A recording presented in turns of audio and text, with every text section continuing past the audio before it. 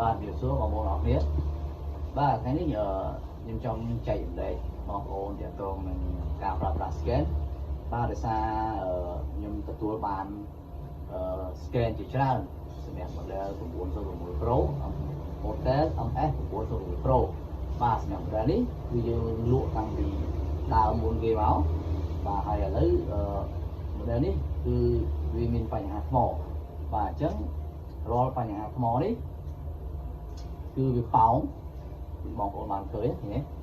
បាទវាប៉ោងតែពេលវាប៉ោងអញ្ចឹងវាធ្វើឲ្យអេក្រង់ scan ហ្នឹងវាហើបឡើងអញ្ចឹងបងប្អូនខ្លះទុកយូរពេកអាចបែកអេក្រង់ទៀតអញ្ចឹងណាបាទអញ្ចឹងបងប្អូនដែលប្រើប្រាស់ model 906 Pro បងប្អូន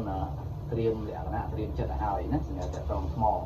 បាទអញ្ចឹងថ្មនេះគឺប្រើបានយូរទេវាហើបតែគ្រាន់តែខ្ញុំដូរនេះបាទនៅមានទៀតនៅមានអេក្រង់ខ្លះទៀតអេក្រង់ fresh ទៀតបាទអញ្ចឹងបើនៅក្នុងតនីយើងដូរ free បាទអញ្ចឹងអត់តនីទេអាហ្នឹងបាទអញ្ចឹងបងប្អូនអាចចារណាបានមកនឹងទិញណាសម្រាប់ model 906 Pro គឺវាមានបញ្ហាថ្មច្រើនអូខេចែកលេខបងប្អូនប៉ុណ្ណឹងអរគុណជំរាបលាបងប្អូន